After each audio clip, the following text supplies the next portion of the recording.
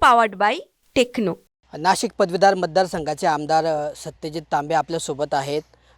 त्यांनी निवडणूक लढवल्यानंतर नेमकी ते कोणत्या पक्षात आहे याची सर्वांना उत्सुकता लागलेली आहे. लोकसभा निवडणूक पार पडल्यानंतर त्यांची भूमिका नेमकी स्पष्ट झालेली नव्हती. आता आपण त्या सर्व गोष्टींवर आपण त्यांच्याशी बोलणार आहोत. काय सांगाल दादा, काँग्रेस पक्षाने तुम्हाला निलंबित केल्यानंतर तुम्ही कुठल्या पक्षात आहात याची तुमची भूमिका कुठे जाहीरपणे तुम्ही उघड केली नव्हती. दुसरीकडे लोकसभा निवडणुकी पार पडली, त्यात निवडणुकीत तुमचा कुणाला पाठिंबा होता ते सुद्धा समोर आलेलं नाही. आता विधानसभा निवडणुका तोंडावर आहेत, त्यामुळे सद्यस्थितीचं वातावरण बघता काय नेमकी तुमची भूमिका असणार आहे? नाही, विधान परिषदेच्या निवडणुकीमध्ये ज्या पद्धतीने काँग्रेस पक्षाने मला निलंबित केलं त्याच्यानंतर खरं तर मी कुठल्याही पक्षामध्ये गेलो नाही. याच्याहूनच माझी भूमिका सगळ्यांना समजायला पाहिजे.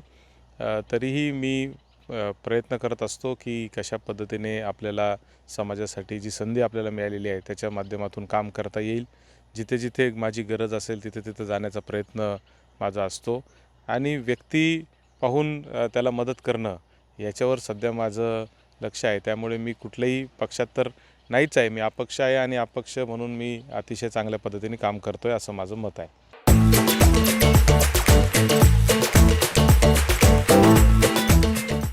दादा, तुम्हाला तुमची निवडणूक झाली होती त्यावेळेस तुम्हाला भाजपने पाठिंबा दिल्याच्या चर्चा रंगलेल्या होत्या. त्यानंतर तुम्ही विजयी झाला असं पण सांगितलं जात होतं. आता विधानसभा निवडणूक आहे, त्यामुळे तुम्ही भाजपला सपोर्ट करणार आहात का? असं आहे की माझ्या विधान परिषदेच्या निवडणुकीमध्ये भारतीय जनता पार्टीने मला पाठिंबा दिला असं जाहीररित्या तरी मी कुठं पाहिलं नाही किंवा मला तसं अनुभवलं नाही. किंबहुना माझे वडील 3 वेळा या विधान परिषद मतदारसंघामध्ये प्रतिनिधित्व करत होते उत्तर महाराष्ट्रामध्ये आणि या तिन्ही निवडणुकांमध्ये पाहिलं तर सगळ्याच पक्षाच्या लोकांनी आम्हाला कायम मदत करण्याची भूमिका आम्हाला ठेवलेली होती. त्याचं कारण आमच्या परिवाराचे असलेले जे ऋणानुबंध आहे ते सगळ्या पक्षाच्या लोकांबरोबर आहे आणि निवडणुकीपुरतं राजकारण करायचं आणि निवडणूक संपल्या आपण सगळ्यांसाठी आहोत या भावनेतून कुठलाही पक्षीय, जातीय, धार्मिक भेद न ठेवता एकमेकाला मदत करायची हा संस्कार माझ्यावर माझ्या परिवारातून आलेला असल्यामुळे मला असं वाटतं की सगळ्या निवडणुकांमध्ये आम्हाला सगळ्या पक्षाच्या लोकांनी मदत आजपर्यंत केलेलीच आहे. तुमची सगळ्या पक्षांना मदत असेल कसं? नाही म्हणून नाही, माझं आता व्यक्तिशः मी तर काँग्रेस पक्षात नाही किंवा कुठल्याच पक्षात नाही. खरं तर मला जर कोणत्या पक्षात जायचं असतं किंवा त्यांना मदत करायची असती तर मी विधान परिषदेच्या सभागृहात देखील एखाद्या पक्षाचं सहयोगी सदस्य म्हणून सदस्यत्व घेण्याची पद्धत आहे. परंतु मी तिथेही सहयोगी सदस्य कोणत्याच पक्षाचं नाही. मी अपक्ष आहे आणि प्युअर अपक्ष म्हणूनच मी मागचे 1.5 वर्ष काम केलेलं आहे. सभागृहातसुद्धा भूमिका मांडत असताना सरकारच्या विरोधी असेल किंवा सरकारच्या बाजूने असेल, जिथं योग्य आहे त्या योग्य पद्धतीने मी भूमिका मांडण्याचा प्रयत्न केला. अनेक प्रसंग असे आहेत की मी सरकारवर कडाडून टीका पण केलेली आहे आणि अनेक प्रसंग असे आहेत की जिथं सरकारने योग्य निर्णय घेतला असेल तर त्यांना त्या ठिकाणी कौतुकाचे 4 शब्द देखील मी वापरलेले आहेत. आणि म्हणून मला असं वाटतं की सध्या जे माझं राजकारण आहे ते पक्षविरहित चाललेलं असल्यामुळे येणाऱ्या विधानसभेत देखील व्यक्ती पाहून जिथं जिथं माझे मित्रपरिवार उभे असतील, माझे सहकारी उभे असतील, माझे कार्यकर्ते उभे असतील, महाराष्ट्रभर माझा एक मानणारा एक मोठा वर्ग आहे. युवक काँग्रेसचा अध्यक्ष म्हणून मी काम केलेलं आहे. 25 वर्ष मी या संघटनेमध्ये काम करतो आहे आणि म्हणून जे लोक माझ्याकडं मदत मागतील त्यांना मदत देण्यासाठी मी निश्चितपणाने जाणार आहे.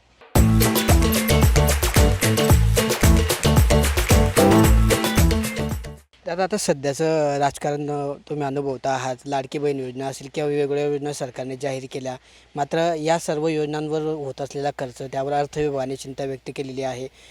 जे कर्ज महाराष्ट्रावर झालेलं आहे ते कर्ज फेडू शकणार नाही पुढील काळात असं सुद्धा अर्थ विभागाने म्हटलेलं आहे. या सर्व गोष्टींकडे कसं पाहता तुम्ही?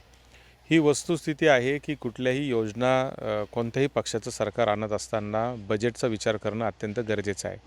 परंतु आज दुर्दैव असं आहे की कोणत्याच पक्षाच्या जाहीरनाम्यामध्ये आम्ही हे बंद करू असं नाही आहे.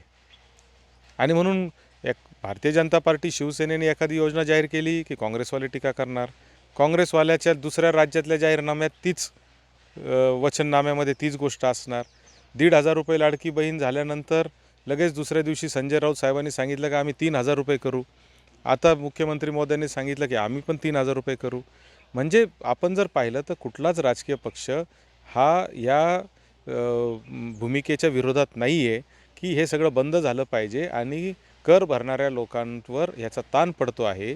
किंबहुना फुकटची सवय लावणं मला असं वाटतं की ही अतिशय चुकीची सवय आपण आपल्या लोकांना लावतो आहे, हे माझं व्यक्तिशः मत आहे. परंतु आज जर देशातली राजकीय परिस्थिती पाहिली तर आपल्या लक्षात येईल की कोणी त्याचा विरोध करत नाही आहे.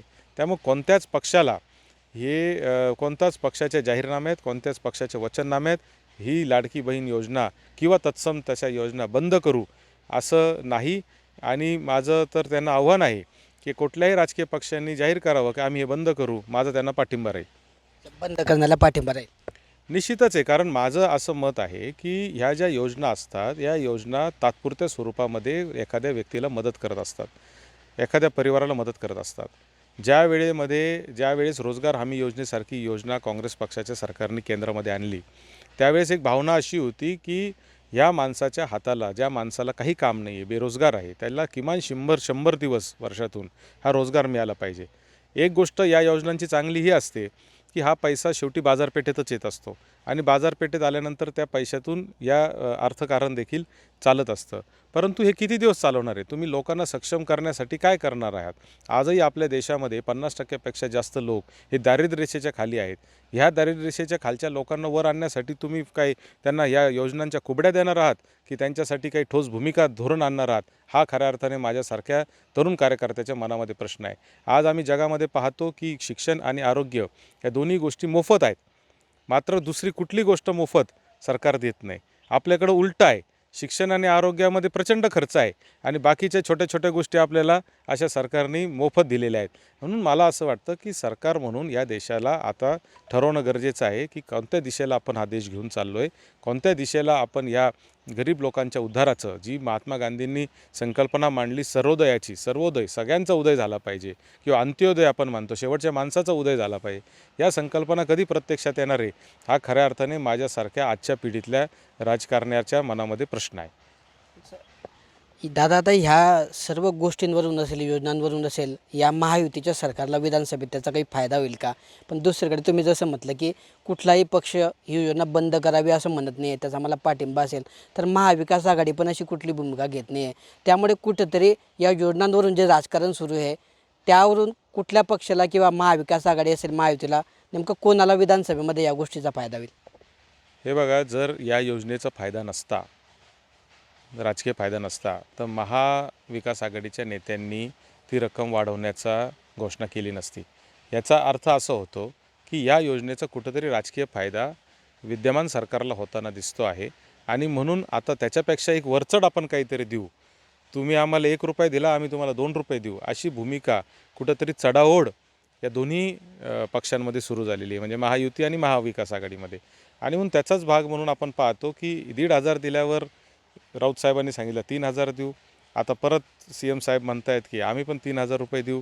म्हणजे मला असं वाटतं की 42,000 कोटी रुपयाचा ₹1,500 देऊनच आता ताण आपल्या तिजोरीवर पडतो आहे. उद्या जर 3, 4, 1000, 5,000 जर देण्याची जर लाडकी बहीण योजना आणली तर किती मोठा ताण पडणार आहे याचं म्हणजे विचार न केलेलाच बरा. दादा, एक शेवटचा प्रश्न आहे आता की सत्ताधारी पक्षातले जे लोक आहेत ते महाविकास आघाडीकडे जाताना पाहायला मिळतं आहे. हर्षवर्धन पाटलांनी पण राष्ट्रवादी शरद पवार गटात जाण्याची भूमिका घेतली. आता बबन शिंदेसुद्धा अजित पवार गटाचे ते सुद्धा शरद पवार गटात जाणार असल्याची चर्चा आहे. तर एकंदरीत हे महायुती सोडून महाविकास आघाडीकडे जाणाऱ्या लोकांचा कल वाढला असं वाटतं का? हे बघा, राजकारणामध्ये एक असा वर्ग तयार झालेला आहे मागच्या 30-35 वर्षामध्ये या देशामध्ये की त्यांना हवामानाचा अंदाज येतो की काय, अशी परिस्थिती आहे की प्रत्येक निवडणुकीला ज्याचे चर्चा असेल की बाबा ह्याचं सरकार येऊ शकतं त्याच्या बाजूनी लगेच उड्या मारण्याची एक पद्धत आपल्याकडं सुरू झालेली आहे.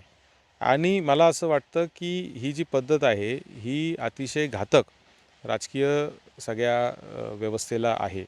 आणि म्हणून निवडणुका आल्या की पक्ष बदलणे ह्याचं आता इतकी सवय लोकांना झालेली आहे की कोण कोणत्या पक्षात जातं आहे याच्याशी सामान्य माणसाला आता फार काही म्हणजे कर्तव्य राहिले असं मला वाटत नाही. म्हणजे तुम्ही जर सहज ST स्टँडवर जाऊन जर चर्चा केली की बाबा अमुक ह्या पक्षात गेला आणि तमुक ह्या पक्षातून आला आहे, तर लोक म्हणतील बाबा त्याने आमच्या जीवनात काय बदल होणार आहे ते आम्हाला सांगा. आणि म्हणून मला असं वाटतं की सामान्य माणसाच्या जीवनात ह्याचा काही बदल होत नाही आणि सामान्य माणसाला ह्याची काही पडलेली नाही. हा प्रत्येकजण आपापल्या स्वार्थाची पोळी भाजण्यासाठी इकडून तिकडं जात असतो, तिकडून इकडं येत असतो, असंच आता दिसतंय. तर हे होते आपल्यासोबत सत्यजित तांबे की त्यांनी सांगितलं की एकंदरीत योजनांचा फायदा कुणाला होईल हे अद्याप सांगता येणार नाही. मात्र ज्या दृष्टीने ह्या योजनांमुळे महाराष्ट्राच्या तिजोरीवर ताण पडतो आहे त्यामुळे कुठेतरी ही योजना बंद करावी असं कुठलाही पक्ष समोर येत नाही. जर असा कुठला पक्ष समोर आला तर त्याला माझा पाठिंबा असेल. तर दुसरीकडे नेमकी त्यांची भूमिका कोणत्या पक्षाच्या बाजूने असं विचारल्यावर त्यांनी सांगितलं आहे आपल्याला की एकंदरीत मी अपक्ष म्हणून निवडून आलो आहे. सध्या तरी मी अपक्षच आहे, मी कुठल्याही पक्षात गेलेलो नाही. त्यामुळे आता नेमकी विधानसभा निवडणुकीमध्ये कोणत्या पक्षाकडे त्यांचा पाठिंबा असतो, कोणत्या पक्षाबद्दल त्यांची भूमिका असते याकडे सर्वांचंच लक्ष लागलेलं आहे. किशोर पाटील, TV9 मराठी, जळगाव. को पावर्ड बाय टेक्नो.